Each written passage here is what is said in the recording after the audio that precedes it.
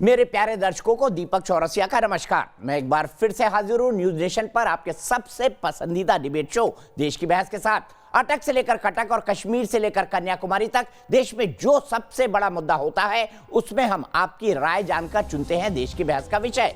बहस की दशा और दिशा भी आपके माध्यम से तय होती है। यही नहीं, शो में आप और हमारे एक्सपर्ट पैनल मंच को साझा करते हैं और देश में हो रही सबसे बड़ी हलचल पर बेबाकी से अपनी बात रखते हैं। तो आइए शुरू करते हैं देश की बहस हमारे मेहमानों और माननीय जनता के साथ। आज आपने देश की बहस का जो मुद्दा तय किया है वो है आतंक पर भारत फ्रांस के साथ, तो भारतीय मुसलमान खिलाफ क्यों?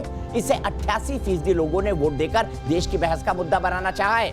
आतंकवाद पूरी दुनिया के लिए नासूर बनता जा रहा है और कट्टरता के हमले से लुलुआन फ्रांस अपने जख्म भरने की कोशिश कर रहा है। लेकिन मुस्लिम देशों समेत भारत में भी कुछ ताकतें भड़काऊ एजेंडे को हवा देने की फिराक में हैं। कोलकाता में मुस्लिम समुदाय के लोग फ्रांस के राष्ट्रपति इमैनुअल मैक्रों के खिलाफ जहर उगलते दिखे तो फ्रांस के मामले पर दारुल उलूम देवबंद की जुबान भी खुल रही है और दारुल उलूम देवबंद ने कहा है कि भारत सरकार का समर्थन कर 20 करोड़ मुसलमानों को आहत किया है प्रधानमंत्री नरेंद्र मोदी ने, क्योंकि उन्होंने इस मसले पर इमैनुअल मैक्रो यानी फ्रांस के राष्ट्रपति का समर्थन किया है। सवाल उठता है कि क्या देवबंद इस तरह की बात कहकर कहीं कट्टरपंथ की जड़ें तो और मजबूत नहीं कर रहा, क्योंकि वो खुद जिहाद पर अपनी गलत शिक्षा के जरिए लोगों को भड़काने का काम करता आया है। यह आरोप उस पर बार बार लगा है। यही नहीं, यहां से निकले छात्र आतंकवाद से भी जुड़े और आतंकी संगठनों से भी सांठगांठ के आरोप लगे हैं। जब पूरी दुनिया आतंक का शिकार हो रही है तो देवबंद की कट्टरपंथी सोच कहीं आतंकवाद को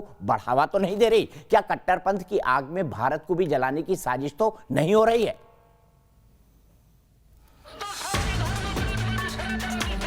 फ्रांस के खिलाफ ये विरोध प्रदर्शन कोलकाता की सड़कों पर मुस्लिम समुदाय का है।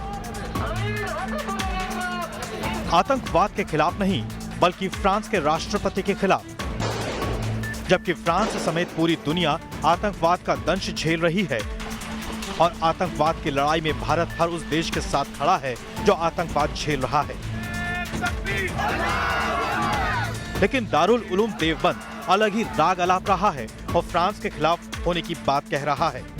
फ्रांस में जो तौहीन रसालत का मामला सामने आया है वो निहायत तकलीफदेह है और उससे हिंदुस्तानी नहीं दुनिया के तमाम मुसलमानों के जज्बात को ठेस पहुंची है। इसलिए दारुल उलूम देवबंद ने आज इस पर अपने सख्त रद्द अमल का इज़हार किया है और दारुल उलूम देवबंद के मोहतमिम मौलाना मुफ्ती अबुल कासिम नोमानी ने अपने प्रेस नोट के जरिए, अखबारात के जरिए हुकूमत हिंद से मुतालबा किया है कि वो भी इस सिलसिले में अपना एहतजाज फ्रांस हुकूमत के सामने दर्ज कराए और हिंदुस्तानी मुसलमानों के जज्बात की तर्जुमानी करे।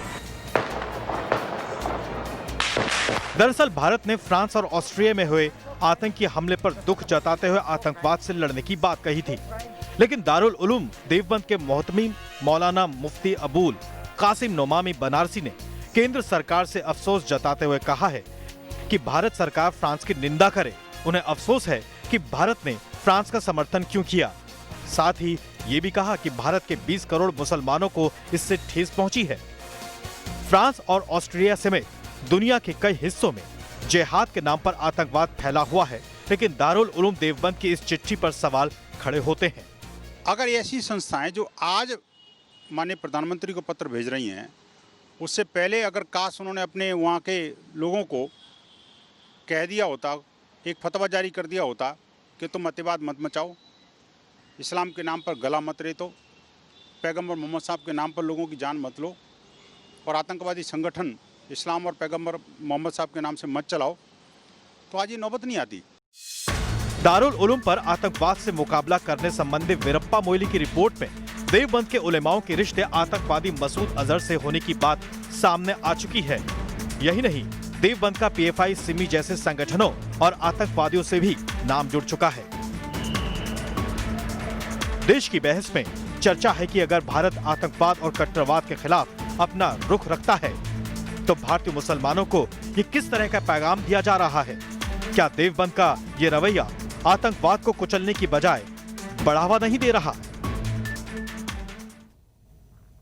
और देश की बहस में हमारा आज का सवाल इसी से जुड़ा हुआ है। क्या देवबंद देश में मुस्लिम कट्टरपंथ को बढ़ावा दे रहा है?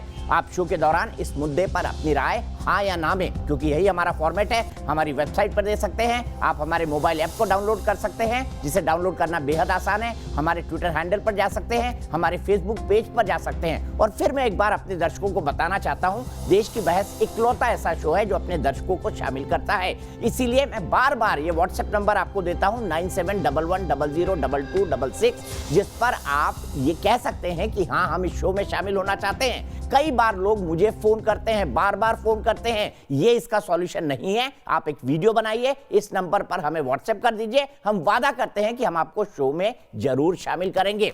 और अगर आपके पास मेरा नंबर है तो व्हाट्सएप कर दीजिए कि मैंने व्हाट्सएप कर दिया 9711002266 पर। सीधे चलता हूं मेरे सबसे बड़े पैनल के साथ। आज एक इंटरनेशनल पैनल जुड़ रहा है। तारिक फतेह साहब, जाने माने लेखक और साथ ही साथ एक बहुत बड़े कॉलमिस्ट हैं, बहुत लिखते हैं इस्लामी कट्टरपंथ के बारे में, वो भी मेरे साथ होंगे। गुरु प्रकाश, भारतीय जनता पार्टी के राष्ट्रीय प्रवक्ता, वो मेरे साथ पटना से जुड़े हुए हैं। मेरे साथ असगर खान साहब है, जो कि एक पॉलिटिकल एनालिस्ट है, वो एडवोकेट है और पॉलिटिकल एनालिस्ट है, मुंबई से जुड़े हुए हैं। मौलाना साजिद रशीदी, प्रेसिडेंट है ऑल इंडिया इमाम एसोसिएशन के, वो मेरे साथ जुड़े हुए हैं। एहतेशाम हाशमी साहब, पॉलिटिकल एनालिस्ट और एडवोकेट है सुप्रीम कोर्ट के, वो मेरे साथ जुड़े हुए हैं। क्या सर आपको नहीं लगता कि देवबंद जब ये कह रहा है, इसका मतलब देवबंद प्रधानमंत्री नरेंद्र मोदी की सोच के साथ नहीं है, वो इस्लाम की उसी कट्टरपंथी सोच के साथ है जो कैरिकेचर या कार्टून बनाने पर गला काट देती है? क्या समर्थन करेंगे आप ऐसे में देवबंद का? हाशमी जी।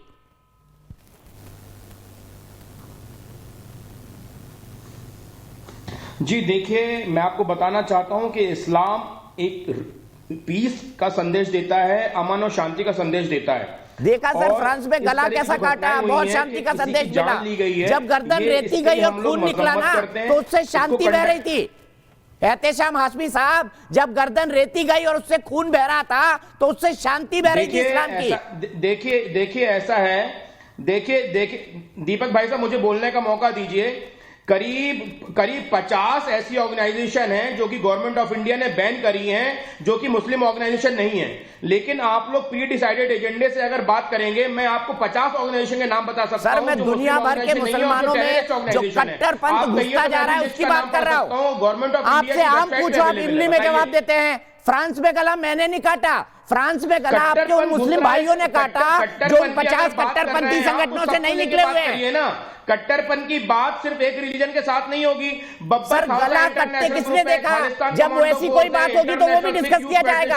हाशमी जी, वो भी डिस्कस किया जाएगा। ऑल त्रिपुरा टाइगर फोर्स है, national liberation front of Tripura है, लिबरेशन साबित क्या करना चाहते हैं? ये तो बैंड ऑर्गेनाइजेशन है। आप तो कटोरा लेकर भीख मांगने गए थे फ्रांस में, शरणार्थी बना लो, बाद में गला काटने लगे।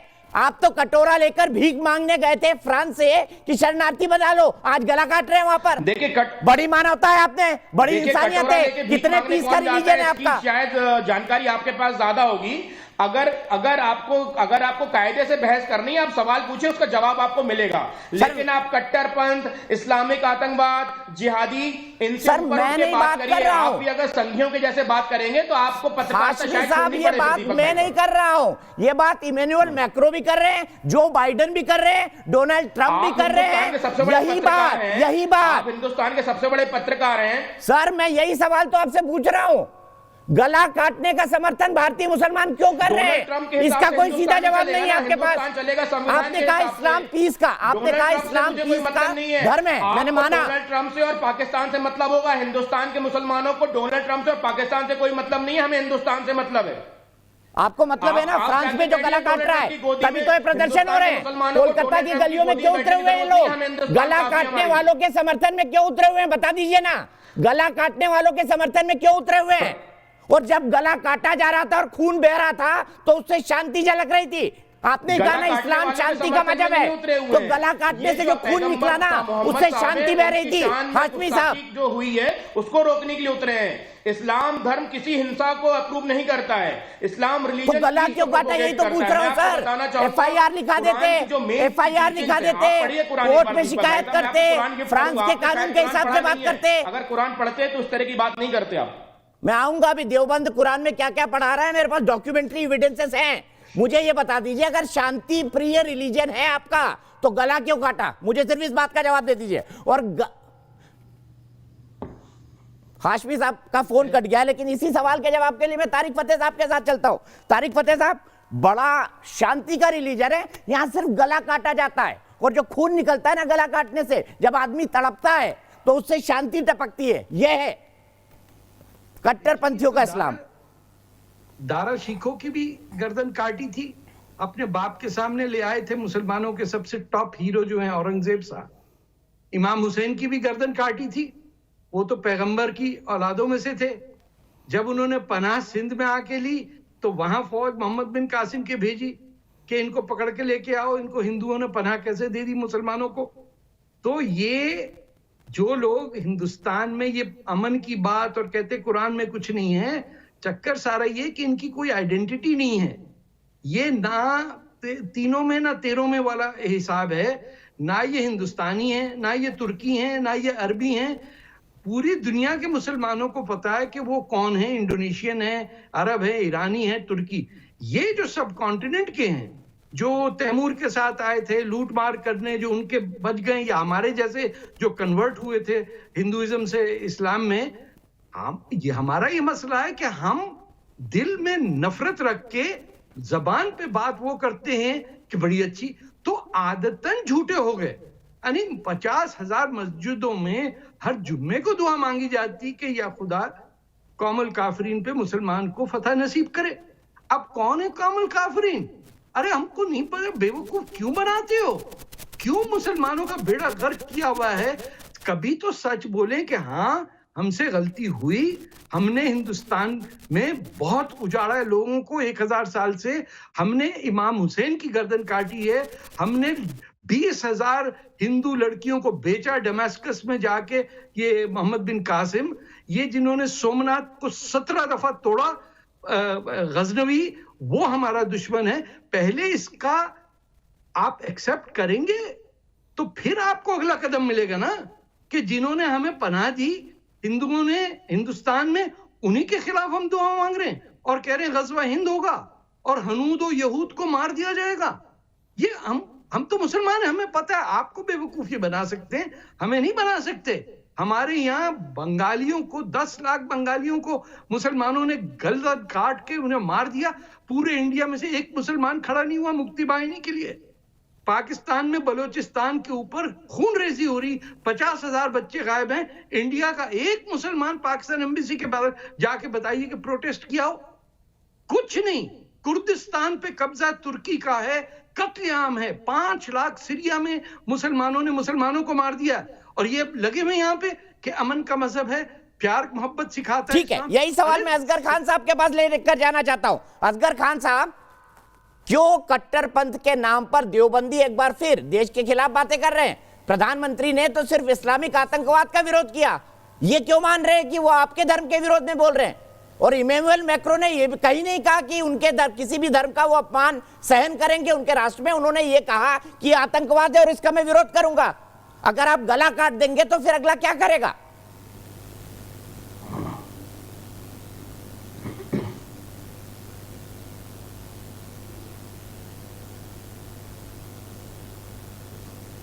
असगर साहब, ये सवाल आपसे है, क्या आप सुन पा रहे हैं मुझे?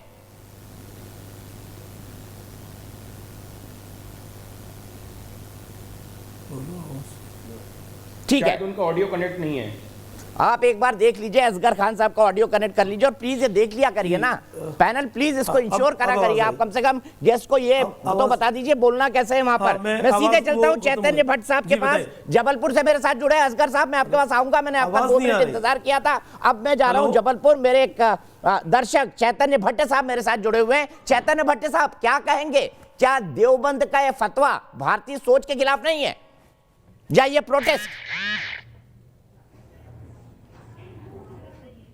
नहीं, देखिए बिल्कुल दीपक जी, है तो निश्चित तौर पे बहुत ही खतरनाक बात है कि अगर इनका कोई इस तरह की बात कर रहा है कि आप 20 करोड़ मुसलमानों का दिक्कत दे रहे हैं, तो ये तो गलत बात है। क्योंकि देखिए, आतंकवाद से तो पूरा देश, सारा देश परेशान है, सारा विश्व परेशान है।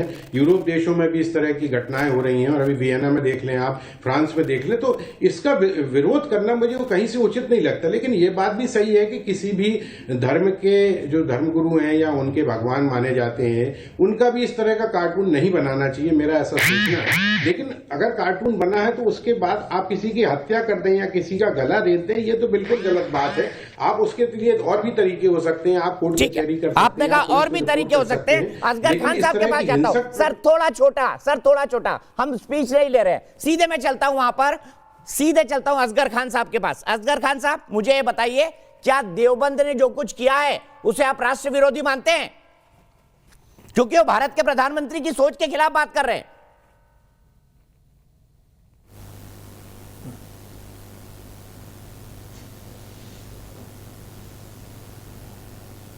हाशमी साहब, आप जवाब दे दीजिए। आपने तो कहा था शांति प्रिय रिलीजन है, मैंने कहा गला काट देते हैं सर, खून से शांति निकलती है, उसके बाद गला काटने के बाद खून से शांति टपकती है। अब आवाज आ रही है सर, थोड़ी देर में आऊंगा आपके पास। देखिए दीपक भाई साहब, मुझे जवाब देने का टाइम दीजिएगा। देखिए दीपक भाई साहब, मुझे जवाब देने का आप टाइम दीजिएगा, पूरी ईमानदारी के साथ जवाब दूंगा आपको। आप लोग एक क्राइम को एक रिलीजन से जोड़ते हैं, ये पूरी तरह गलत है। सर, रिलीजन के नाम पर ही क्राइम हुआ है। आप क्यों कह रहे थे हाथरस की दलित की बेटी? रिलीजन के नाम पर ही क्राइम हुआ है। और सर, रिलीजन के नाम पर ही क्राइम हुआ है। कैसे वकील है सर? एक मिनट, मेरी बात, मुझे सही लग रहा है, मदरसे से पढ़ के आए हैं। हिंदुस्तान से आज साबित कर दिया आप मदरसे से पढ़ के आए हैं। रिलीजन के नाम पर ही क्राइम हुआ है। और हजारों क्राइम का मोटिव क्या है? लाखों फ्रीडम फाइटर जो कि मुस्लिम रिलीजन से बिलोंग करते थे, उन्होंने अपनी जान दी है देश को आजाद कराने के लिए। ये फिर आप रिटोरिक ले आए, सर, आम का जवाब इमली नहीं हो सकता। एक एक्यूज को टारगेट करेंगे उसके रिलीजन की वजह से। नाथूराम गोडसे को आप क्या बोलेंगे बताइए? आतंकवादी, घटिया आतंकवादी जिसने महात्मा गांधी को मारा, उसी पर फंस जाइए आप सवाल का जवाब नहीं देंगे। सवाल का जवाब नहीं देंगे आप, सवाल का जवाब नहीं देंगे। ये जो गला काटा गया है, ये सिर्फ और सिर्फ मजहब के नाम पर काटा गया है। आपको समझ पड़ती है बात? मुसलमानों ने नाथूराम को वैसे कभी हिंदू भाइयों को कुछ नहीं कहा। ये फिर लेकिन आप, हाशमी साहब, कहां से वकालत पढ़ी है आपने? पक्का मदरसे से पढ़ी है। तारिक फतेह साहब, क्यों ये रिटोरिक पे चले जाते हैं? नाथूराम गोडसे, आरएसएस, फ्रांस में कौन सा आरएसएस वाला खड़ा था, इनसे पूछिए जरा। देखिए ये इंटेलेक्चुअल इनका आवाज कम मुगलों पे चले जाते हैं। वहां जाऊंगा ना, आप ही तो फॉलो करते हैं। खामोश रहिए, बात को डिबेट में लाते हैं। देखिए भैया, और एक हिंदुस्तानी जो सच्चा हिंदुस्तानी है, जो ईमानदारी से अपना काम करता है, वतन परस्ती करता है, हिंदुस्तान से मोहब्बत करता है, उसे आप आतंकवादी बोलते हैं। और ऐसा पाकिस्तानी आके यहाँ पे बैठ के हिंदुस्तान के मुसलमानों को गाली देता है।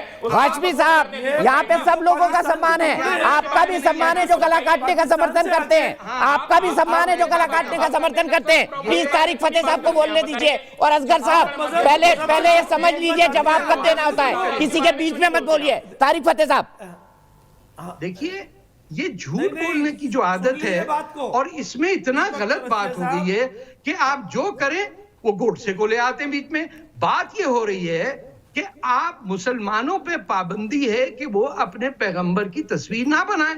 हम में से कोई नहीं बनाता। अरे भैया खामोश रहो, कहां बकबक कर रहे हो? गोडसे जैडिए, आपको दुश्मनी हिंदू से इतनी है कि आप मुझे गाली देते हुए कहते हैं कि मैं हिंदू हूं।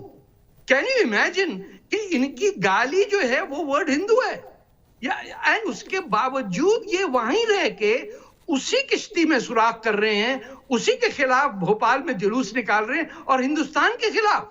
और इनका, वो गांधी जी ने कहा था कि हर ट्रेन में एक मुसलमान दादागीर की तरह चलता है, बाकी सबको तड़ियां देता रहता है। इन्होंने अपने ऐसे में लिखा था ना कलकत्ता में कि ये हरकत नहीं गई है। ये अभी तक ये लोग यही समझ रहे हैं कि ये मुगल बादशाह हैं, और इनका पाकिस्तान आएगा, फौज कब्जा करेगा, और ये फिर बांके सारे लखनऊ, दिल्ली, बिहार के वहां घूमेंगे दिल्ली में, और हिंदुओं की ऐसी तैसी कर देंगे। ये इनकी बुनियादी सोच है। इनमें से कोई ऐसा नहीं है जो ये कहे कि अगर तस्वीर बनाने पर पाबंदी है, जो मैं मानता हूं, वो ना बनाए। आप ना बनाए तस्वीर। आप अपना कानून किसी और पे नाफिज कर रहे हैं कि फ्रांस वाला ना बनाए। अरे तुम होते कौन हो? फ्रेंच रिपब्लिक, फ्रेंच रेवोल्यूशन की वजह से तो तुम्हारे मुल्क बने, वरना तुम तो बादशाहों के जूते पॉलिश करते थे। आली जा, आली जा। अरे भाई कुरान आपने नहीं पढ़ा, फ्रांस की भी खाते हो। अरे भैया कुरान नहीं पढ़ा, जाके कहीं और बात करें। कुरान आपने नहीं पढ़ा, ना पढ़ा ना समझा आपने, कहीं और बात करें आप। ना आपने पढ़ा ना समझा ना अमल किया। मदरसे में जाओ, ना अमल किया। आ रही है मदरसे में जाओ, लगता है देखिए बदबू आ रही है मदरसे में। अब मदरसे में इस्लाम सिखाया भाई, आप मदरसे में इंसान बन जाओ। मदरसे में जैसे जानवर वहां इंसान बनाए जाते हैं, मदरसे में तुम जैसे जानवरों को इंसान बनाया जाता है। यहाँ भीख की रोटी खा के यहाँ की बात कर रहा हूँ। फ्रांस से भी कुछ भीख मिलती होगी तुम्हें, फ्रांस से भी भीख मिलती होगी, इसलिए और आतंकवादी का एक मदरसे से संबंध है। अर्शद साहब, नाम पढ़ो एक एक करके, नाम पढ़ो एक एक करके। जिस मदरसे को आप महान बता रहे हैं, हर आतंकवादी का एक मदरसे से संबंध है, ज्यादातर देवबंद वाले। अर्शद साहब नाम सुनेंगे? हिंदुस्तान का है, उसी में थूकते हो। जिस दिन तुम्हें रोटी भैया पड़ेंगे एक दिन, तुम अपना चरखा बदल दोगे। हाँ, अरे जूते तुम्हारे पड़ रहे हैं, बात कर रहे थे। अरे शर्म करो, जाओ वापस मदरसे में, अपनी उम्र की शर्म करो। भीख में अरे भैया उम्र की शर्म करो, तुम घर में हिंदू को गाली देते हो, इसलिए ऐसी बात तुम हर मस्जिद में पाकिस्तान से निकाला था, जूते मार के निकाला था ना, उन्होंने भीख देना बंद कर दी। क्या फ्रांस से भी भीख लेके आते हो? फ्रांस से भी बात हो गई है तुम्हारी? अरे भीख लेने की, लेता हूँ, यहाँ पे रह रहे हो, यहाँ पे 5 स्टार में ठहरते हो, भीख में रोटी खाते हो तुम। तारिक फतेह साहब छोड़िए। अशरफ साहब, आप बार बार सवाल नहीं सुनते थे, मेरा सवाल सुनिए। व्यक्तिगत आरोप मत लगाइए किसी पर, आपकी घटिया सोच को दर्शाता है ये। सुनिए अब मेरा सवाल सुनिए। अर्शद साहब, अर्शद साहब सवाल सुनिए मेरा। अर्शद साहब किसी का ऑडियो नहीं, सिर्फ मेरा ऑडियो। अर्शद साहब, तारिक साहब 1 मिनट रुकिए। जैश ए मोहम्मद, जैश चीफ मसूद अजहर के साथ देवबंद के उलेमाओं के रिश्ते 2009 में वीरप्पा मोइली की रिपोर्ट में हुआ खुलासा। अर्शद साहब आप चिल्ला रहे हैं, आपका ऑडियो नहीं जा रहा है, आप चिल्ला रहे हैं, आपका ऑडियो नहीं जा रहा है। डिबेट के कुछ रूल्स होते हैं, सीख लीजिए पहले। लश्कर तैयबा, लश्कर प्रमुख हाफिज सईद के भी देवबंद से रिश्ते, लश्कर के कई आतंकियों के देवबंद में पढ़ने का खुलासा, यह डॉक्यूमेंटेड है। ISIS देवबंद पर ISIS आतंकियों से रिश्ते का आरोप है। मैं पाकिस्तानी और हिंदुस्तानी दोनों देवबंद की बात कर रहा हूं। अल कायदा के दक्षिण एशिया इंचार्ज आतंकी असीम उमर का देवबंद से रिश्ता रहा है। दारुल उलूम देवबंद ने से स्नातक करने के बाद असीम उमर पाकिस्तान चला गया था। इंडियन मुजाहिदीन IM के आतंकी एजाज शेख का देवबंद से रिश्ता। एजाज शेख ने कहा था कि देवबंद में उसके 3 आतंकी साथी रह रहे हैं। 6ठे पॉइंट पर आइए। तालिबान संस्थापक मुल्ला उमर देवबंद को कॉन्सेंट की डोनेशन देता था। ये होता है मदरसों में। अगर आपको मदरसे की तालीम का पता चल जाए, दीपक चौरसिया, मेरा दावा है, अगर तुम्हें मदरसों की तालीम का पता चल जाए, अपने बच्चों को इंग्लिश स्कूल से उठा के आप पढ़े मदरसे में, आप पढ़े, चैलेंज देता हूं, अगर आप वकील हैं और मदरसे में पढ़े हैं, एक सर्टिफिकेट लाकर दिखाइए। चैलेंज देता हूं, 15 मिनट का वक्त देता हूं, बताइए कौन से मदरसे में पढ़े हैं। मैं अभी फोन लगाता हूं आप, आप सब लोग झूठ बोलते हैं। ये एहतशाम हाशमी भी उस दिन झूठ बोल रहे थे, मैं मदरसे में पढ़ा हूं, उनके क्लासमेट ने मुझे बताया कि इंग्लिश स्कूलों में पढ़े हुए हैं। ये कोई मदरसे में नहीं पढ़े। एहतशाम हाशमी जवाब दीजिए, वरना मैं आपके दोस्त को फोन लाइन पर लेता हूं। आपने ले रखा है क्या? को अलग कर दो, हमारे आपके दोस्त को फोन लाइन पर लूं?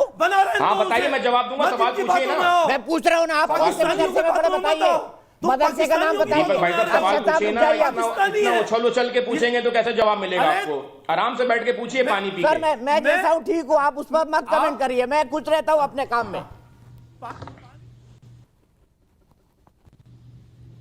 अब मेरी खुशी पे भी आप पाबंदी लगा दीजिए कि मत खुश होइए दीपक चौरसिया जी, मत हंसिए, मत एंकरिंग करिए, मत बोलिए। जवाब दीजिए ना, किस मदरसे में पढ़े हैं, नाम बता दीजिए, कहां पर है ये बता दीजिए। कल वेरीफाई कर लेंगे जाके हम लोग, सच बोला था झूठ, क्योंकि आपने मदरसे के बारे में झूठ बोला सिर्फ मदरसों को डिफेंड करने के लिए। दीपक भाई साहब सागर में मदरसा है, तकिया मस्जिद के पास मदरसा है, सागर एक जगह है मध्य प्रदेश में, उस मदरसे में पढ़ा हूँ। आप आके वहाँ के इमाम 3 साल हर गर्मी की छुट्टी में सागर में खेला हूँ, मुझे एक एक चीज पता है आपके बारे में, मैं बोलना नहीं चाहता। सागर के उस मदरसे का नाम बता दीजिए, मैं अभी अपने सागर करेस्पॉन्डेंट को लेता हूँ लाइन पर। सागर के उस मदरसे का नाम बताइए आप। लेकिन बीजेपी के एजेंट की जैसे बिहेव करेंगे तो सर, मैं किसी का, मैं इस देश का एजेंट हूँ, मैं इस देश की सच्ची आवाज का जो गला काटने का विरोध करती है उसका एजेंट हूँ। आपने तो मैं चैलेंज करता हूँ, मैं चैलेंज करता हूँ, सागर के उस मदरसे का एक सर्टिफिकेट दिखा दीजिए, जर्नलिज्म छोड़ दूंगा। चैलेंज करिए, करिए, करिए। बोल रहा हूं मैं आपको, नाम बताइए सागर के मदरसे का, मेरा रिपोर्टर अभी जाएगा सागर से उस मदरसे में। डिग्री का सर्टिफिकेट दिखा दीजिए अभी। नाम बताइए, नाम बताइए मदरसे का, क्यों मदरसे को डिफेंड करने में बोलते हैं और बोलते हैं सुप्रीम कोर्ट के वकील हैं। अभी दिखाइए आप। लॉयर है, लायर नहीं, आप लॉयर हैं, लायर नहीं। जिस देश से प्रधानमंत्री की डिग्री नहीं का पूछ पा रहे हैं आप प्रधानमंत्री की डिग्री पा रहे हैं। गुरु प्रकाश जी, सर उसको इस देश की 135 करोड़ जनता ने बहुमत से चुना है। आपको पता है हमारे यहाँ कितने इलिटरेट लोग मंत्री बनते हैं, सांसद बनते हैं, पता है आपको? 135 करोड़ उस व्यक्ति को 135 करोड़ लोगों ने बहुमत से चुना है। गुरु प्रकाश जी, बीजेपी को पूरे हिंदुस्तान ने क्या गला काटना, गुरु प्रकाश जी को ला रहा हूं, गुरु प्रकाश जी क्या गला काटना, बिल्कुल गलत बात, गला काटना सही है। और ये क्यों ये लोग, प्रधानमंत्री ने चूंकि फ्रांस का समर्थन कर दिया, हमारा मित्र राष्ट्र है, उसके खिलाफ जुलूस पर जुलूस, जुलूस पर जुलूस, जुलूस पर जुलूस निकाले जा रहे हैं। आपने अभी तक मदरसे का नाम नहीं बताया, सुनने का इंतजार कर रहा हूं, मेरा रिपोर्टर जाएगा, अगर भूल गए तो बता दीजिए मुझे। गुरु प्रकाश जी तब तक आप जवाब दीजिए। अरे आप भेजो ना, रिपोर्टर को भेजो, आप रिपोर्टर जहां। नहीं दीपक जी मैं गंभीरता पूर्वक तरीके से, दीपक जी मैं गंभीरता पूर्वक तरीके से पिछले आधे घंटे से सबके विचार सुन रहा था। मैं आपसे आग्रह करूंगा मुझे अनइंटरप्टेड बस 30 सेकंड का समय दे दिया जाए। फ्रांस को समझने के लिए फ्रेंच रेवोल्यूशन से आप प्रवक्ता हैं, ये बोलते ही आप अपने 20 सेकंड को कट कर देते हैं। देश में आइडेंटिटी न्यूट्रलिटी की बात हुई है, कभी भी धर्म विशेष के नहीं, जाति विशेष के नहीं, हमेशा वहाँ ऐसी बात हुई है कि एक फ्रेंच आइडेंटिटी पे बात हो। और बार बार जो कांग्रेस के विधायक इमरान मसूद आ जाते हैं, कांग्रेस के लोग प्रोटेस्ट करते हैं, क्या फ्रांस के हेड ऑफ द स्टेट को, क्या फ्रांसीसी राष्ट्रपति को जीरो टॉलरेंस कहने का अधिकार नहीं है? अब क्या कांग्रेस के इमरान मसूद ये तय करेंगे कि फ्रांस के राष्ट्रपति किस मुद्दे पे बात करें, किस मुद्दे पे बात ना करें? और बार बार इस्लामोफोबिया को, इस्लामिक कट्टरपंथ को जो लोग कंफ्यूज करने का प्रयास करते हैं, मैं उस पर भी प्रकाश डालना चाहता हूं। आज दुनिया भर में ऐसे थिंक टैंक्स हैं, ऐसे रिसर्च ऑर्गेनाइजेशन हैं जहां रेडिकल इस्लाम पे बात हो रही है, रेडिकल इस्लाम पे रिसर्च हो रहा है, और ये एक्सेप्टेड रियलिटी है, ये एक्सेप्टेड रियलिटी। देखिए मैं किसी के बीच में बोला नहीं, मैं आपसे आग्रह करूंगा कि मुझे भी आप गंभीरता से बोलने का अवसर दें। आज पूरे दुनिया में जितने भी थिंक टैंक्स हैं, वो चाहे यूएस में या यूके में, वहां रेडिकल इस्लामिज्म पे बात हो रही है, शोध हो रहा है, लोगों ने एक्सेप्ट किया है, इसको एक्नॉलेज करना होगा that it is now a global threat. Then why are we running from it? और कोई भारत का, कांग्रेस का इमरान मसूद ये तय नहीं कर सकता है कि फ्रांस का राष्ट्रपति विरोध नहीं किया जब वहां गला रेत दिया गया, आपने तब विरोध किया जब फ्रांस का राष्ट्रपति ये कहता है। ये दोनों के करीब है, इसलिए दोनों की तारीफ कर रहे हैं। कंफ्यूज मत करियो, आरिफ मसूद है, इमरान मसूद उत्तर प्रदेश के, आरिफ मसूद भोपाल के। मैं सीधे चलता हूँ अपनी एक दर्शक मिताली कौर के पास और गुरु प्रकाश जी के बात का जवाब साजिद रशीदी जी से लूंगा। मिताली जी क्या कहेंगी इस पूरी विमर्श के बारे में? क्या भारतीय मुसलमानों को फ्रांस के खिलाफ खड़ा होना चाहिए जब भारत की सरकार उसका समर्थन कर रही है? वो हमारा मित्र राष्ट्र है और वो भी गला काट देने के मसले पर। सर सबसे पहले मैं ये कहना चाहूंगी कि भारत ने जो भी फैसला लिया है फ्रांस के साथ रहने का, मैं उसके बिल्कुल साथ में हूँ, क्योंकि मेरा मानना ये है सर कि जैसे ये मुस्लिम और हिंदू की फाइट को लेकर के या ये कहा जा रहा है कि टेररिज्म मुस्लिम से रिलेटेड है, तो मैं यहाँ पे ये कहना चाहूंगी कि सबसे पहले ये कहना बहुत ही गलत होगा कि मुस्लिम कम्युनिटी टेररिस्ट से रिलेटेड है। टेररिस्ट का यहाँ पे कोई भी जात बाती नहीं होती, जो मेरा मानना है। और दूसरा मैं आपसे ये कहना चाहूंगी कि उनका कोई जात, कोई धर्म नहीं होता, वो धर्म की आड़ में टेररिस्ट बनते हैं और लोगों को ये बढ़ावा देते हैं कि अगर आप दूसरों को मारेंगे, नियतों को मारेंगे, आपको जन्नत प्राप्त होगी। ये बहुत ही गलत चीज है। दूसरी चीज मैं ये कहना चाहूंगी कि जो भी भारत ने फैसला लिया है फ्रांस के साथ, जो भी वो है, वो बहुत ही सही फैसला है उनका, और इस फैसले में मैं उनके बिल्कुल साथ में हूँ। ठीक है, यहीं पे बात रोकता हूं, अपने आपको रिपीट कर रही है, लेकिन मौलाना साजिद रशीदी जी, बहुमत के लोग प्रधानमंत्री नरेंद्र मोदी के साथ हैं, साजिद रशीदी क्यों खिलाफ है? आपकी खिलाफत तो मुझे समझ आती है, पर ये दो वकीलों को क्या हो गया? ये क्यों देवबंदी कट्टरपंथी बनते जा रहे हैं?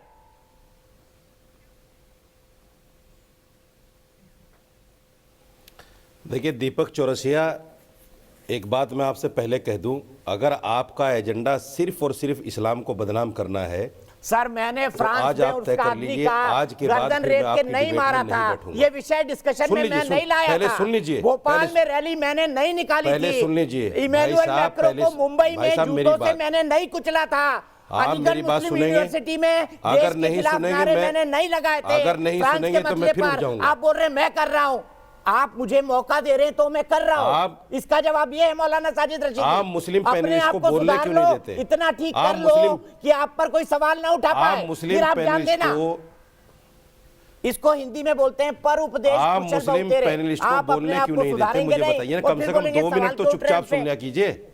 अरे 2 मिनट तो चुप होकर सुनिए। सर मैं यही तो कह रहा हूं आपको, 2 ये मिनट विषय तो चुप मैंने होकर नहीं सुना पैदा कीजिए मुस्लिम किया। पैनलिस्ट को भी। फ्रांस में जाके अगर हम गलती टीचर बोल का रहे गला हैं, मैंने नहीं कोई बात काटा। नहीं, सुनिए। मैंने काटा होता तो आप मुझ पर आरोप लगाते हैं। आप लोग बात नहीं करते ना, तर्क नहीं देते, क्योंकि वो आपके पास है नहीं, इसलिए कभी आप क्या गोडसे में मेरा चले जवाब जाते हैं, सुनोगे? कभी अब मेरा सावरकर जवाब पे चले सुनोगे? जाते हैं, कभी या आपकी गौहत्या कैसेट पे चले जारी जाते रहेगी? हैं, कभी तबरेज पे चले जाते हैं। मेरा जवाब सुनोगे आपके या पास कोई आपकी कैसेट जवाब है लग कि गई? गला क्यों काटा?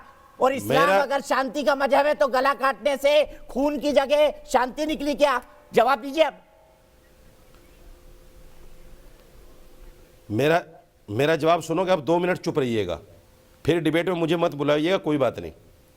देखिए 2 चीजें हैं, एक है इस्लाम, एक है मुसलमान। मुसलमान का अमल गलत हो सकता है, हमने कहा कि गला काटना गलत है, हमने कड़ी निंदा की उसकी। और दारुल देवबंद ने भी अपने बयानिया में, अगर आपने पढ़ा हो, लिखा है कि इस्लाम इसकी इजाजत नहीं देता। मैं भी कहता हूं आपके चैनल पे, इस्लाम किसी के गला काटने की इजाजत नहीं देता। लेकिन दारुल ने जो लेटर लिखा है वो प्रधानमंत्री जी को इसलिए लिखा है कि प्रधानमंत्री जी आप आतंकवाद के साथ, फ्रांस के साथ हैं, बहुत अच्छी बात है, लेकिन आपको एक वक्तव्य और जोड़ देना चाहिए था कि मोहम्मद साहब की तौहीन भी बर्दाश्त नहीं की जाएगी, क्योंकि ये मुसलमानों के पैगंबर हैं और मुसलमान हिंदुस्तान में बड़ी सुख और शांति के साथ रहता है, अपने प्रधानमंत्री को प्यार करता है। अच्छा, हम प्रधानमंत्री के मुखालिफ नहीं है, भर ये हमारा अधिकार है कि हम प्रधानमंत्री से कहें कि हमारी बात फ्रांस तक पहुंचाए। कि मौलाना साजिद रशीदी ने इतना बड़ा झूठ मत बोलिए कि आप प्यार करते हैं बीजेपी वालों को, ये मत बोलिए प्यार करते हैं आप। अरे भाई प्यार, इतना बेइंतहा प्यार। अच्छा, आपके कहने से कहां से आ गया नाथूराम गोडसे के वंशजों से प्यार कैसे हो गया मौलाना? अरे सुनिए, ये कह रहे हैं बेइंतहा प्यार करते हैं प्रधानमंत्री जी से, बेइंतहा प्यार। 90 मिनट में 60 मिनट गालियां देने में निकल जाता है इनका रोज। बेइंतहा प्यार करते हैं, और इस्लाम बड़ा शांति का मजहब है। हम गला काटने की निंदा करते हैं, पर दुनिया भर में प्रदर्शन गला काटने वालों के समर्थन में करेंगे, क्योंकि मारने वाला इस्लाम से है। सर झूठ भी बोला करिए तो सफाई के साथ करिए। अमीश देखिए, रशीदी साहब मेरा फोटो है उनके साथ में, सर मैं मिला हूं उनसे जाकर।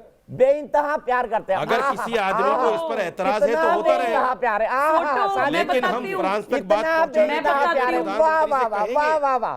आपके आज मैं पूरे 50 ऐसे स्टेटमेंट निकालूंगा जिसमें आपने भर भर के उनको गाली दी, लगेंगी आपको, भर भर के गाली दिए। सुबह खान आपको मिर्चियां लगेंगी। मैंने कह दिया कि प्रधानमंत्री से प्यार है तो आपको मिर्चियां लगेंगी। रशीदी साहब सुन तो लीजिए, आपकी बात नहीं बोली मैंने। आप चाहते थे कि मैं प्रधानमंत्री को गालियां दूं बैठकर, आप ये चाहते थे, मैंने नहीं कहा। तो आप तारीख फतेह को भी मिर्ची लगेगी। कैसे हो पाएगा? ठीक है, आप सुबह खान जवाब दे रही है, मैंने आपको 3 मिनट दे दिए, आपको 3 मिनट दे दिया मौलाना जी। मौलाना जी हर बार आप एक बात बोलते हैं, नई बात और एक्सपोज होते हैं। आपको 3 मिनट दे दिए, सुबह बोलेंगे आप। जी जी दीपक जी, रशीदी साहब ने भी आपके चैनल पे ये बोला कि आप मुसलमान पैनलिस्ट को बोलने नहीं देते। चुप कर जाना। अरे छोड़िए, चुप रहिए, बीच में मत बोलिए, बीच में मत बोलिए, बात सुनिए पूरी। पहली बात तो मैं आपको मुसलमान नहीं मानती। मुसलमान का मतलब होता है मुसल्लम ईमान हो जिसका, जिसको अपना धर्म अपना कर्तव्य पालन करना। आपके मानने से क्या होता है कि मैं मुसलमान हूं या नहीं हूं? ये फर्ज था कि आप आपके मानने से क्या होता है? आप कौन है भाई? क्योंकि नहीं, आप कौन है कहने वाली कि मुसलमान नहीं? आप कौन है? सोसाइटी है, उसको आपको तो खुद हम मुसलमान नहीं मानते कर रहा है। अगर आप सच्चे मुसलमान होते तो आप सबसे पहले आपको तो खुद हम मुसलमान नहीं मानते। आप तो हरामकारी कर रही हैं, जिनाकारी कर रही हैं। नाम हो रहा है। आप तो इस्लामिक रूप से जिनाकारी कर रही हैं शादी करके, जो इस्लाम में जायज नहीं है। खिलाफ खड़े होते हैं। इस्लाम में हरामकारी कर रही है जो जायज नहीं है। मौलाना साजिद रशीदी, आप व्यक्तिगत नहीं होंगे किसी के लिए, माफ कीजिए ना, आपको टोकूंगा। शादी करके आप हराम गलत शब्दों का इस्तेमाल किया इन्होंने। ये गलत आदमी है। शादी कोई नहीं मानता। आप तो खुद हरामकारी कर रही हैं। हरामखोरी करें क्या? हिंदुस्तान का कानून आपको इजाजत दे सकता है? तुम्हारी बहन है कोई? मौलाना साजिद रशीदी, ये आपका ना रियल फेस को दर्शाता है। आप क्या सोचते हैं महिलाओं के बारे में? अभी देवबंद के फतवे दिखाऊंगा मैं आपको। ये आपको अरे जाओ कि 4-5 बीवियां लेके निकलो यहाँ से। क्या पंखे लगाने बिठा दिया? अरे भाई निकलो यहाँ से। अपनी बेटियों के बारे में बात करते हो। इस्लाम में तारिक फतेह साहब, अगर कोई मर्द है तो 4 शादियां जायज हैं। तारिक फतेह साहब, अगर कोई मर्द है तो 4 शादियां जायज हैं, नामर्द के लिए नहीं है। तो उन औरतों आप जैसे नामर्द के लिए नहीं है। पकड़ के लेके जाते हैं। आप तो एक नहीं रख सकते। इंसान इतने बदसूरत आप जैसे नामर्द के लिए नहीं है 4। अरे छोड़िए, आप जैसे नामर्द के लिए नहीं है। आप जैसे भगोड़े के लिए नहीं है। आपने तो एक भी नहीं रखी। मैं 1 मिनट के लिए मौलाना साजिद रशीदी, अब आप बिलो द बेल्ट बातें कर रहे हैं। मौलाना साजिद रशीदी, आप बिलो द बेल्ट बातें कर रहे हैं। मैं आपकी आवाज को डाउन करता हूँ और अपने दर्शक के पास चलता हूँ। आपको सबसे पहले सुबह से माफी मांगनी होगी। आप जब तक माफी नहीं मांगेंगे आपसे कोई सवाल नहीं। मैं सीधे एक दर्शक के पास चलता हूँ, अमित पटेल गोरखपुर से। अमित बताइए, जो बहस चल रही है, क्या ये ठीक है कि वो भारत के प्रधानमंत्री को ये लोग ये कहें कि आप फ्रांस का समर्थन ना करें? ये भी उसमें लिखें कि हम विरोध करते हैं क्योंकि आप पैगंबर का अपमान करते हैं। क्या फ्रांस ने ऐसा कभी कुछ किया है? और क्या फ्रांस के राष्ट्रपति ने कभी पैगंबर हजरत मोहम्मद के शान में कोई भी एक स्टेटमेंट दिया है? बताइए, ऑन रिकॉर्ड। देखिए दीपक जी मैं बहुत देर से इन लोगों की बात सुन रहा था और मैं बिल्कुल समर्थन करता हूं भारत देश के प्रधानमंत्री का कि उन्होंने जो कदम उठाया है वो संस्कृति की रक्षा के लिए वो कदम उठाया है। वो फ्रांस के साथ है, पूरा देश उनका समर्थन करता है। और मैं मौलाना जी की बात सुन रहा था और देवबंद को अगर कोई फतवा या किसी प्रकार का कोई उनको आपत्ति करनी चाहिए तो इन मौलाना के खिलाफ आपत्ति उनको दर्ज करानी चाहिए कि वो किस प्रकार से एक महिला से वो जो है गाली गलौज करके वो बात कर रहे हैं। ये पूरा देश और 20 लाख मुसलमान की अगर बात करें तो ये 20 लाख मुसलमान और 135 मिला करके ये पूरी देश जो है प्रधानमंत्री के साथ है। प्रधानमंत्री आतंकवाद के खिलाफ है, प्रधानमंत्री फ्रांस के साथ है। इसका मैं पूरा समर्थन करता हूं और आतंकवाद का कहीं इस भारत में हो या विश्व में हो, यहीं से मैं आपकी बात को विराम दूंगा क्योंकि मैं आप अपनी बात को रिपीट कर रहे हैं। मैं सीधे चलता हूं यहां पर असगर खान साहब के पास। असगर खान साहब, एक आर्गुमेंट दीजिए जो ये साबित करता हो कि देवबंद ने जो किया वो सही। फिर तारिक और गुरु प्रकाश जी है, तारिक साहब के पास, गुरु प्रकाश जी के पास और विनोद बंसल जी भी जुड़ गए हो। असगर खान जी बताइए। मैंने आपको बता दिया किन किन टेररिस्टों से आपका देवबंद के संबंध रहे। बिल्कुल सही किया जी, क्या कह रहे हैं? मैंने आपको बताया किन नाम पढ़ के सुना है, किन किन आतंकवादियों से संबंध रहे देवबंद के। अरे वो तो सब जगह बताइए ना। पिरकिया ठाकुर कौन से मदरसे से पढ़ के आई है? आपके जो दिल्ली में पूरे फसाद करा रहे हैं उन किन मदरसों से पढ़ के आए? अगर मदरसे की तालीम के बारे में अच्छा मुझे बताइए ना, कोई बात नहीं, उनके बारे में पता कर लेंगे। ताहिर हुसैन कौन से मदरसे से पढ़ के आया था? मदरसा में बताइए ना। ताहिर हुसैन जिसने गुलेल लगाई थी, जिसने तेजाब लगाया था, कौन से मदरसे से पढ़ के आया था? एहतेशाम आदमी ने अभी तक नहीं बताया कौन से मदरसे से पढ़ के आए थे। ताहिर हुसैन कौन से मदरसे से पढ़ के आया था? बताइए। पाकिस्तानियों की आवाज में आवाज मिला रहे हैं। जो आपकी आवाज में आपकी हमें हाँ मिलाते वो ठीक है, और जो आपकी बात का जवाब दे आप उसको यहाँ म्यूट कर देंगे। सही बात को आवाम तक नहीं जाने देना चाहते आप। कोई तर्क तो दीजिए ना, मुझे बताइए क्या कारण है कि देवबंद ने सही किया? एक बात, एक लॉजिक बता दीजिए, क्या कारण है देवबंद जो कह रहा है सही है? उनकी तरक्की को खत्म करना चाहते हैं। हमारे और अपने बीच क्या वजह है? हमारे और अपने बीच क्यों दीवार खड़ी कर रहे हो आप? क्यों इस प्यार को मिटाते हो? कौन था? मजहब नहीं सिखाता आपस में बैर रखना, क्यों मजहब को बीच में लाके दीवारें खड़ी कर रहे हो? कह रहा हूँ गला क्यों काटा?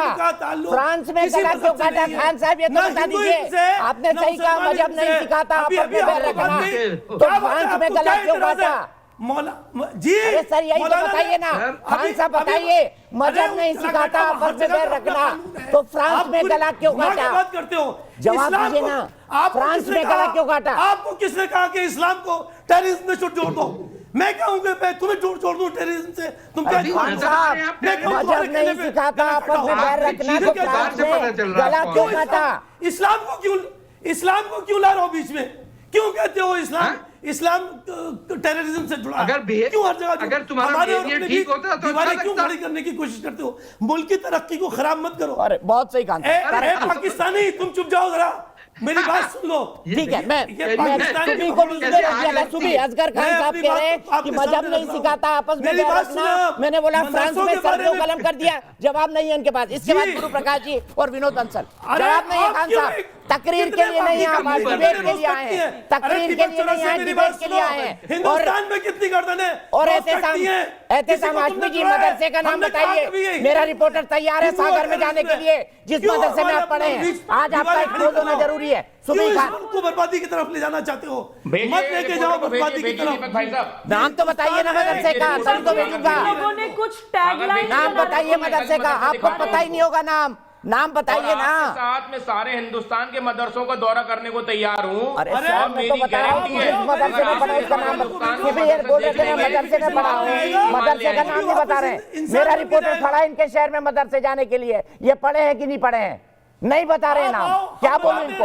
वकील है सुप्रीम कोर्ट के, क्या बोलूं? सुबह खान बताइए, मदरसे का नाम नहीं बता रहे वो। वेरिफिकेशन को भेजो ना। जी जहां कुर्सियां दीपक जी देखिए, अगर कोई अनजान हो तो हम ये डिबेट्स करके उसको समझाने की कोशिश करें। ये लोग सब जानते हैं मजहब नहीं सिखाता आपस में बैर रखना, हिंदू मुस्लिम भाई भाई, गंगा जमुनी तहजीब। मैंने एक बार पहले भी बोला था कि इनकी गंगा जमुनी तहजीब का मतलब है गंगा भी मेरी, जमुना भी मेरी, तहजीब तुम्हारी। ये सोचते हैं कि हम हमेशा डिफेंसिव मोड में रहें, ये हमारा गला भी काट दें, ये हमें बिल्कुल फना कर दें, नामो निशान मिटा दें और हम इनसे सवाल भी ना पूछें। अब वक्त आ गया है दीपक जी कि अब डिफेंसिव मोड में हमें नहीं होना है। इस्लाम के नाम पे इस्लामिक स्टेट ये चलाते हैं, मोहम्मद के नाम पे जैश ए मोहम्मद ये चलाते हैं, नारा तकबीर का नारा लगा के लोगों को कत्ल करते हैं, गजवाए हिंद के नाम पे हमारे देश को नाश ये करते हैं, इस्लामिक स्टेट के नाम पे हमारे देश को बांटते हैं, पाकिस्तान ये बनाते हैं। ठीक है, एक मिनट खान साहब, आपको ऑडियो नहीं, जैसे ही सुबह खत्म करेंगे मैं आपके पास आ रहा हूं। डिफेंसिव मोड में चाहते हैं कि हम रहें, अब नहीं, मैंने ऐसे घटिया लोग जिंदगी में नहीं देखे। दीपक जी, नो मोर डिफेंसिव मोड, नो मोर सफाई। ठीक है खान साहब, अब तारिक फतेह साहब को सुन लीजिए, तारिक फतेह साहब फिर गुरु प्रकाश जी। नो मोर सफाई, मैंने इनका मुंह बंद कराएं सर, तुम्हारे बारे में सिर्फ तारिक फतेह साहब की आवाज, इनका मुंह बंद करें सर प्लीज। मदरसे का नाम तय कर लीजिए अपना, कोई फर्जी नाम बताइए क्योंकि निकलेगा नहीं, मुझे पता है। सागर में पढ़े हैं आप, बताइए मदरसा, इंतजार कर रहा है मेरा रिपोर्टर आपके मदरसे में आपकी पुरानी पिक्चर्स लेने का। सर बताइए तारिक फतेह साहब। देखिए मैं एक सेकंड, मैंने जिंदगी में इतने घटिया लोग नहीं देखे जो एक औरत के सामने बैठे हुए कह रहे हैं कि तुमने जिना किया है, जिसका उन सबको पता है, आंख मिचौली करते हैं कि उसकी सजाए मौत है पथराव के साथ। ये दो वकील और एक मौलवी साथ पर के गुदगुदी करके हंस रहे हैं कि देखो बेइज्जती कर दी औरत की, हा बेइज्जती कर दी। सबूही के सामने कह रहे हैं कि ये जानी है। Do you know what that means? आवाज बंद करोगे ना? बेगैरत लोग, ये घटिया। किसी का ऑडियो नहीं, सिर्फ तारिक फतेह जी का ऑडियो, ये बीच में ही बोलेंगे, काम की बात कोई नहीं बोलेंगे। बदतमीजी बात करते हो, बेटियां पैदा करके दूसरी की बेटी को गाली देते हो। किस किस्म के मर्द हो तुम लोग? बात करते हो, उस बच्ची को कह दिया कि तुम जानी हो, कुछ शर्म नहीं है। और ये सड़क पे निकल जाएंगे, अपने पंक्चर की दुकानों पे इनकी जो औकात है वहीं रखो। ये वकील है जिनके सामने एक बच्ची को गाली दे दी और वो हंस रहे हैं। Can you imagine this? क्या डरपोकी है आप लोगों को हिंदुस्तान में? निकल के करें, मेरी बेटी के बारे में बात करें जरा, ये मेरी माँ का, ये मैं किसी दूसरी लड़की का भी करे। मैं 2 बेटियों का बाप हूं, यहां मेरे सामने सबूही को गाली दे दी। चाहे कोई भी होता, नहीं, नॉट अलाउड। ये कैसी सकाफत आपने हिंदुस्तान में बनाई है कि मुसलमान दादागिरी पंक्चर वाले आके एक मुसलमान लड़की को कहते हैं कि she is corrupt and that she is sleeping around, that she is जानी। आपको शायद हिंदी में इसका मतलब नहीं पता होगा, but what they are saying is कि लड़की तू जाके मुख्तलिफ मर्दों के साथ सोती है। This is what they said. Shem Shem. Sorry, मैं माफी मांगता हूं अगर इन शब्दों का इस्तेमाल हुआ है, सुबह मेरे फोरम पे हुआ है, मैं माफी मांगता हूं। मौलाना साजिद रशीदी, थोड़ी भी गैरत अगर आप में है, अगर थोड़ा भी इस्लाम को आप मानते हैं तो सुबह से माफी मांग लीजिए, अनकंडीशनल। सुनिए जवाब, सुनिए जवाब। पहले माफी मांगिए फिर जवाब, शादी को नहीं वरना मैं बहस को आगे ले जाऊंगा। मैं कह रहा हूं ये इस्लाम है, इस्लाम ऐसी शादी को नहीं मानता। इस शैतान को क्या पता? आपने जिन शब्दों का इस्तेमाल किया उसके लिए माफी मांगिए मौलाना, जिन शब्दों का इस्तेमाल किया उनके लिए माफी मांगिए।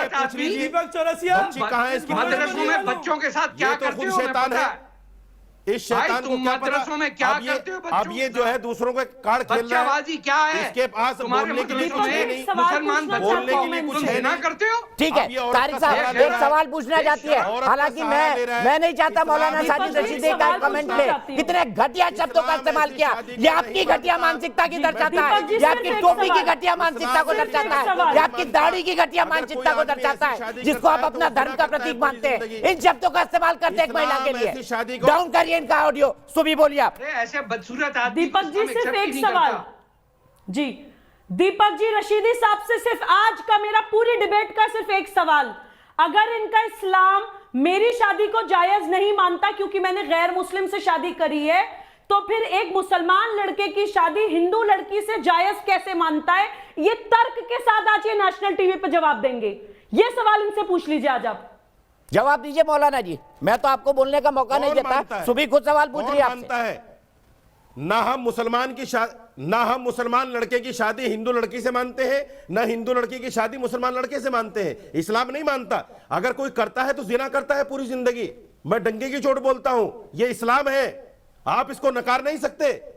मैंने गलत नहीं कहा आपके लिए, ये इस्लाम है। तो जितने जो मुसलमान हिंदू लड़की से शादी करेगा वो जिना करेगा पूरी जिंदगी, हिंदू लड़कियों को पूरी जिंदगी जिना करेगा और जिना का गुनाह उसको मिलेगा। तो आपने कभी मैं डंके की चोट बोलता हूँ, उनको तो आपने इस्लाम कभी यही है। नहीं बोला, आपने अब जिहाद पे आ गए, नहीं बोला, अब जिहाद पे आ गए आप। अगर कोई आदमी इस्लाम के बताए हुए तरीके से हटकर जिहाद करता है, हम उसको भी गलत मानते हैं। अगर कोई आदमी जिहाद के नाम पे आतंकवाद करता है, उसको भी गलत मानते हैं। कि उन्होंने मुझे हम पाकिस्तानी आतंकवाद को जिहाद नहीं मानते, हम ISIS के जिहाद को आतंकवाद मानते हैं। कि मैं उस सजा की हकदार हूं, पाकिस्तान के जिहाद को जिहाद नहीं मानते। निर्धारित करी है इन्होंने। हम पाकिस्तान के जिहाद को जिहाद नहीं मानते। हम अबू बकर बगदादी के जिहाद को जिहाद नहीं मानते। दीपक जी, हम पाकिस्तान के जिहाद को जिहाद नहीं मानते। अबू बकर बगदादी के जिहाद को जिहाद नहीं मानते। इन्होंने ये मैसेज दिया है कि इस्लाम के हिसाब से मुझे तो मार देना चाहिए क्योंकि मैं जानी हूं। मैं डंके की चोट बोलूंगा। ठीक है, एक मिनट, मैं माफ करना, मैं माफी चाहता हूँ, मैं इसका मतलब नहीं जानता था। तारिक साहब ने समझाया, मैं इसके लिए आपसे माफी मांगता हूँ क्योंकि मेरे फोरम पे हुआ है। मैं एक महिला का अपमान नहीं दे सकता। विनोद बंसल जी आइए आप। विनोद बंसल जी क्या कहेंगे इस कमेंट पर? इस्लाम में क्या सजा है? मैं पाकिस्तान के आतंकवाद को जिहाद नहीं मानता। मेरे को कोई शब्द नहीं मिल रहे कि ऐसी घटिया सोच के व्यक्ति के बारे में कुछ नेशनल टीवी चैनल पर कोई शब्द बोल सकूं मैं। आज इन्होंने अपनी मानसिकता, अपने धर्म का रिप्रेजेंटेशन करके ये साबित कर दिया कि वास्तव में इन्होंने जो कुछ पढ़ा है वही आज टीवी चैनल पर बोल रहा है।